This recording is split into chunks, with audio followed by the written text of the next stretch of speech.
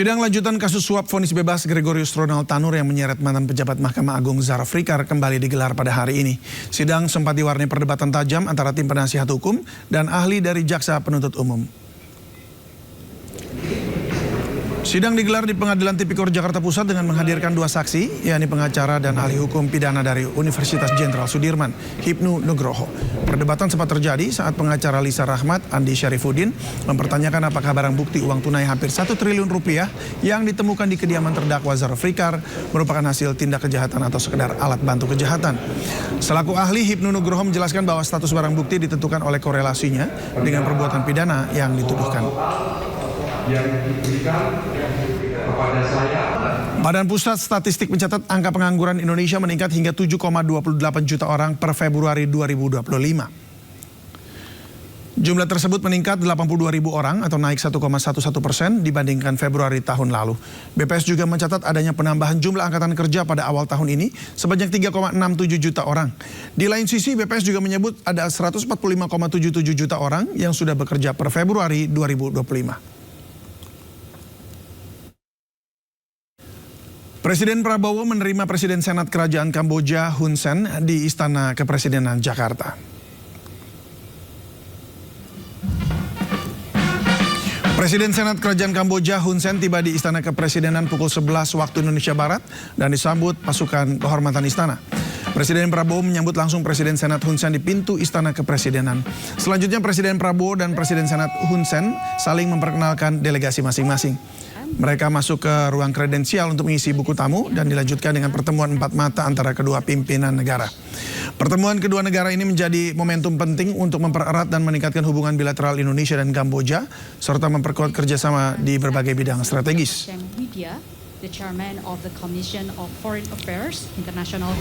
Sebelumnya Presiden Prabowo juga menerima kunjungan utusan khusus Perdana Menteri Jepang Fumio Kishida di kediamannya di Kertanegara, Jakarta pada Minggu malam. Pertemuan ini membahas perkembangan proyek kerjasama dalam kerangka Asia Zero Emission Community. Dalam pertemuan Indonesia menandatangani lebih dari 170 nota kesepahaman atau MOU dengan Jepang.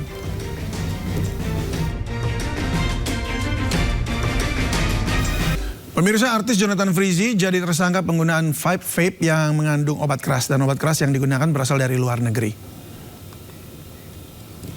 Dalam kasus ini polisi menyita 881 cartridge vape yang berisi obat keras jenis etomidate.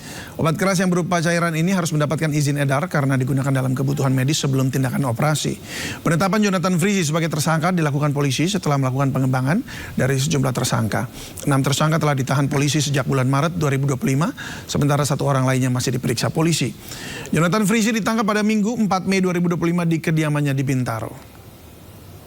Dan sehingga kami menetapkan satu lagi tersangka, yaitu seorang public figure berinisial JF, di mana kemarin malam kita menangkap yang bersangkutan di daerah Bintaro. Memang ketika kita melakukan penangkapan, yang bersangkutan dalam keadaan setelah operasi. Tapi yang bersangkutan siap bersedia untuk dilakukan pemeriksaan sehingga saat ini sedang kami lakukan. Demi mendapat uang Rp800.000, warga rela antri scan retina di Bekasi, Jawa Barat. Mirisnya mereka tidak tahu apa tujuan dan potensi bahaya yang dapat terjadi dari prosedur scan retina yang diikuti.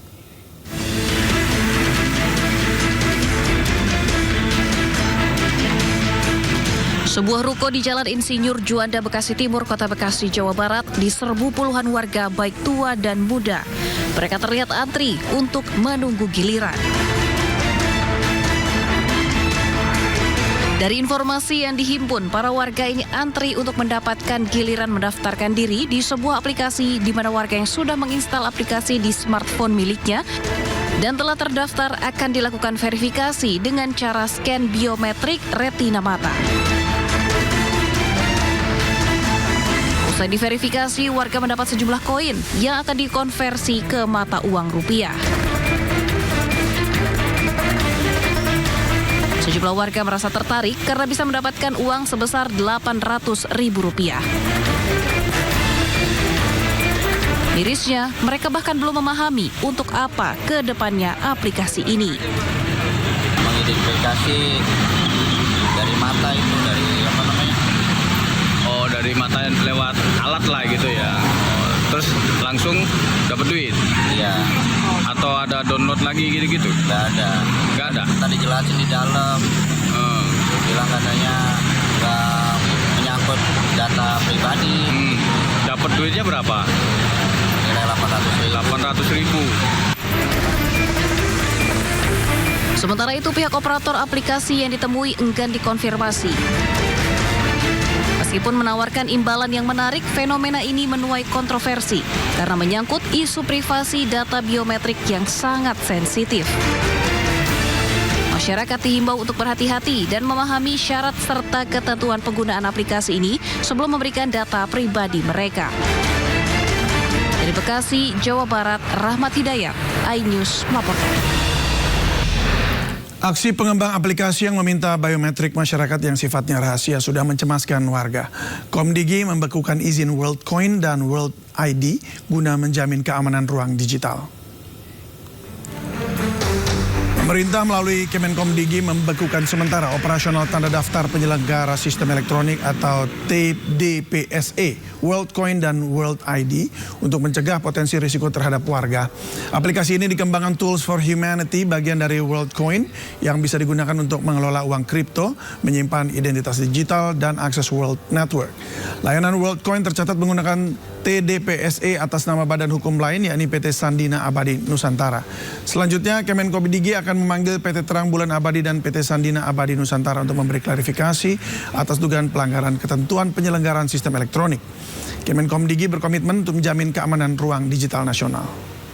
Ya, Panglima TNI Jenderal Agus Subianto membatalkan keputusan mutasi Letjen Kunto Arief Wibowo. Namun hanya sehari mutasi diterbitkan, keputusan tiba-tiba dibatalkan.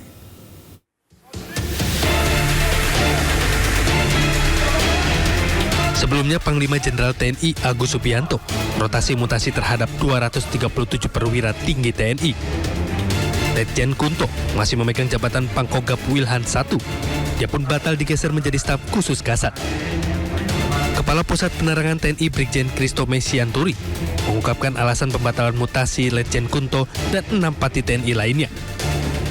Setelah Kep dikeluarkan, Kep 554 Romawi tahun 2005 tanggal 29 April 2022, ternyata dari rangkaian gerbongnya, rangkaian yang harus berubah mengikuti alurnya Pak Kunto itu, ada beberapa yang memang belum bisa bergeser saat ini.